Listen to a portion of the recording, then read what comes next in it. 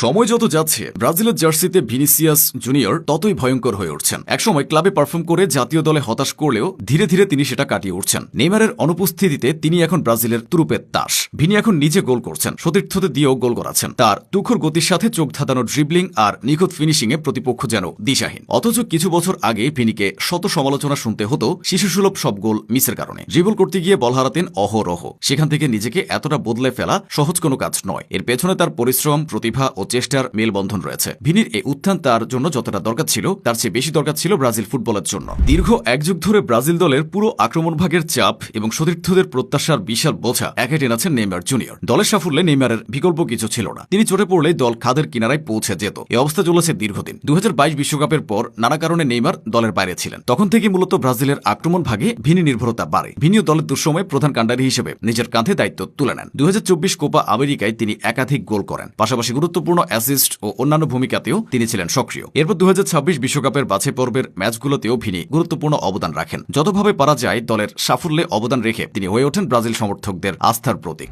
Real মাদ্রিদে Cristiano রোনালদোর বিখ্যাত 7 নম্বর jersey গায়ে জড়ানোর পর জাতীয় দলেও তিনি নিজেকে নেইমারের যোগ্য উত্তরসূরি হিসেবে প্রমাণ করে চলেছেন। মাঠে এখন তিনি শুধু একা লড়াই করেন না, তিনি দলের বাকিদের অনুপ্রাণিত করে পুরো আক্রমণ ভাগকে এক সুতোয় বেঁধে রাখেন। ভিনিসিয়াসের এই সফলতার পেছনে বেশ বড়সড় ভূমিকা রয়েছে কোচ কার্লো আনচেলতির। কার্লো দীর্ঘদিন ধরে ভিনিকে কোচিং করাচ্ছেন। রিয়াল মাদ্রিদে তাকে ঘষে মেজে হীরা বানিয়েছেন। ডাগআউটে এই ইতালিয়ান মাস্টারমাইন্ডের চিন্তাভাবনা আর মাঠে ভিনির জাদুকরী পারফরমেন্সের যে রোশন রিয়ালে দেখা গেছে, সেই একই ফর্মুলা এখন ব্রাজিল জাতীয় দলকেও নতুন স্বপ্ন দেখাচ্ছে। কার্লো ভালো করে জানেন কিভাবে তার প্রিয় ছাত্রের থেকে সেরাটা বের করে আনতে হয়। আনচেলতির অধীনে ভিনির ভবিষ্যৎ এবং ব্রাজিলের হারিয়ে যাওয়া ছন্দ ফিরে পাওয়ার মিশন এখন আরো বেশি সম্ভাবনাময়। তবে এত কিছুর পেছনে অন্য কারো নয়, সবচেয়ে বড় অবদানটা ভিনির নিজের। তাকে ফুটবলের একজন লড়াকু সৈনিক বললেও ভুল হবে না। ছোট্ট এই ক্যারিয়ারে বহুমুখী চ্যালেঞ্জের মুখোমুখি হতে হয়েছে তাকে। সেসব শক্ত হাতে মোকাবেলাও করেছেন। ভিনির ছোটবেলা কেটেছে নিত্যদিনের দারিদ্রতাকে সঙ্গী করে। ব্রাজিলের রিও ডি জেনেইরো ছাড়িয়ে আরো ভেতরের দিকের এক শহর সাও গনসালো, সেখানকার রাস্তায় ফুটবল নিয়ে মেতে থাকতো দরিদ্র পরিবারের ছেলে ভিনি। বাবা মা ও 2 ভাইকে নিয়ে থাকতে হতো